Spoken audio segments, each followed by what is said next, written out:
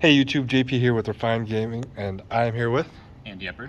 And what did you do this past weekend? I got 7th place at the Columbus Regional. Awesome. Do you have any shout outs before the deck profile? Yeah, shout out to Team Refined Gaming, new team in Toledo. Super excited to be part of Team Ohio. And then shout out to the rest of my teammates. We have JP, Schaefer, Smothers, Ahmad, Brandon, and Zach. Awesome, cool. Let's get into it. Sure, I'll start off with the main deck. We got, I played Sprite for the event. I figured Sprite would be really good this event. I mean, and going forward, obviously it's one of the best decks in the OCG right now, with Tier Element not at full strength. I'll start with the Sprites themselves. I played 3 blue, 3 jet, 2 red, and carrot for the monster lineup. And then for the spells, I played the 3 starter and the 1 smashers. I feel this is going to be a pretty standard ratio going forward. You might be able to bump red up to 3 if you're playing Desires. I'm not, so I think 2 is more than fine. But I think this ratio is going to be pretty standard. What's your take on the smashers, real quick? If you, some people are not just playing it at all. I feel like not playing it is inherently incorrect, just because if you open multiple ways to do something, searching smashers as an additional interruption is really useful. It came up a ton today, just banishing. Like if I put it like the mirror, they'd start with like these 2 or something like that. If you see your opponent like normal summon a 2 and you smashes it away immediately, I mean, the safe guess there is that they had another Sprite in hand to special summon, but now they don't. Okay. But yeah, I would keep playing smashers. I don't see a reason not to. All right. For the frogs, what makes this deck busted? I played 3 swap and run Rodent Totem. No Dupe Frog. I think the benefits that Dupe Frog would give you does not outweigh its hindrance as a brick. I just didn't see the need for it, to be honest. I didn't really stand by Toad Effect much that day, outside of just wanting to thin my deck by an additional card, knowing that my opponent didn't have a hand trap. For my starter package, I played the Beckoning Beast package.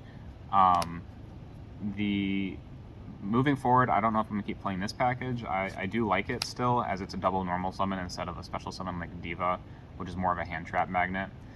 I do think you need to pick one, whether you're playing this Diva or the Nimble package, because you need cards to be 1-card starters instead of just a simple extender like an E-Telly and a Gamma.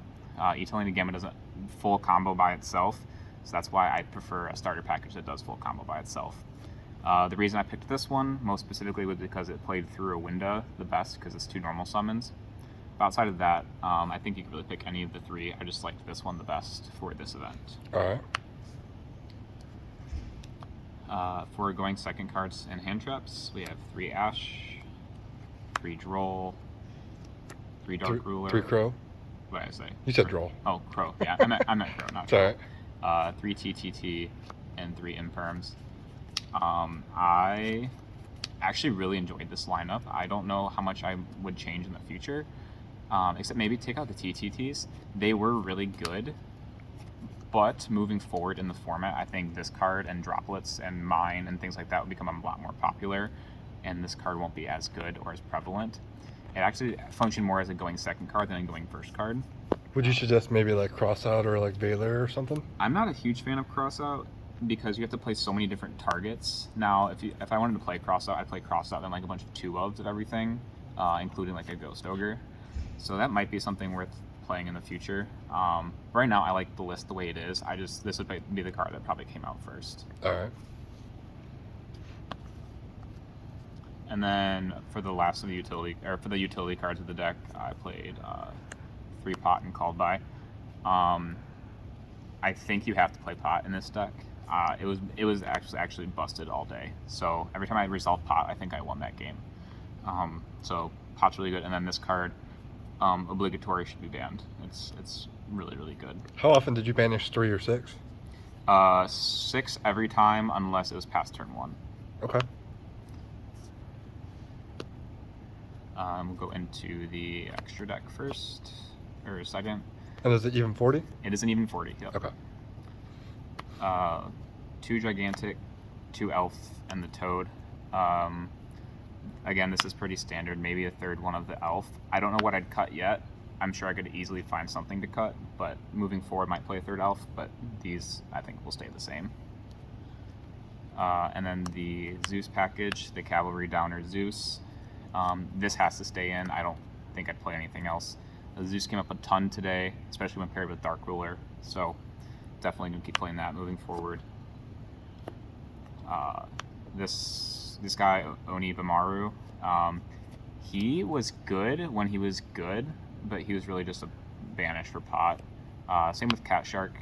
It was good when it was good, but outside of that, it was mainly used to banish off pot. As far as OTKing with Cat Shark, it did come up a couple of times, so I'm glad I played it. I still will keep playing it, but it's not like, you know, super broken or anything like that.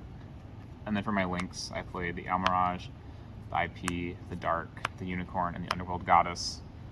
I didn't link summon except maybe twice the entire day. You need to play this because it's one card starter with swap. This I never went into. This I never went into. This maybe once. So maybe I did make this once to go into this, but definitely wasn't on my opponent's turn. You ever thought about like Avermax or that type of stuff? I never ended on IP on my board. So whether that was just luck or I'm not exactly sure, but IP never came up during the entire day. Okay. Maybe I did make it one time just to overlay it for a gigantic, but yeah, I didn't really link summon. Most of the duels were over by turn 3 or 4. Underworld Goddess is really cute for like a Towers type card, which is why I played it. Moving forward, I might switch it out for like an access code or an Appaloosa or something. Or Avermax. Or Avermax, yeah.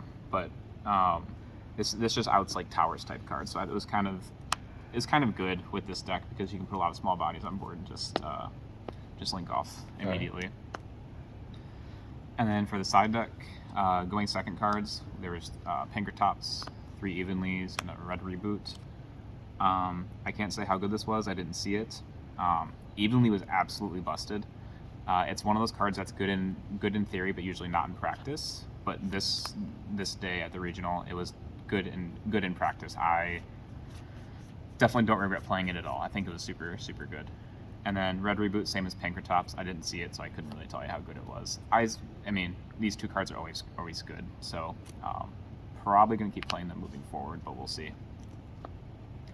And then the going first stuff, which is like what helped me win a lot of my games 2s and 3s. 3 Pointer, 2 Trap Trick, 2 D Barrier, 2 Sanctum in the Scythe. If I did have to change something, I'd probably be taking this out, because this effectively does the same thing, while also giving you a body. But no, these cards were all completely busted all day. A Pointer was super good. Past turn 1, it let me take a hand trap out of my opponent's hand so I could, push through their board and probably OTK them. But Trap Trick allowed me to play, 4 or 5 of every trap, so it was really, really good.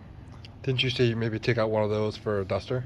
Yeah. I noticed after I turned my list in, I didn't have a Mystic Mine out outside of my Smashers. And Carrot, if that opportunity presented itself, which it probably wouldn't have, if they were smart about how they placed their mine. But yeah, if I took stuff out, it'd probably be these two. I'd probably put in the Feather Duster, and I'm not sure what else, but I definitely need to play Mystic Mine out going forward. All right. How many die rolls have you won? Did you win, by the way? I know you're. I went 7-1 in die rolls. Nice. I won 1 die roll, and I actually think the match that I won the die roll is actually the one I lost. So. All right. Anything else going forward? Moving forward, I think I'll keep playing this deck for the time being until like the Ishizu stuff comes out, and then we'll keep testing Tier Element then. I do think I want to switch the build to maybe a Punk oriented build, and maybe that's where the extra deck changes will come in. But I am waiting for this ban list to see if he totally gets hit before I probably play at my next event. But that is the idea moving forward. All right. Well, if there's nothing else left, I hope to see you do well in the future. Yeah, thank you.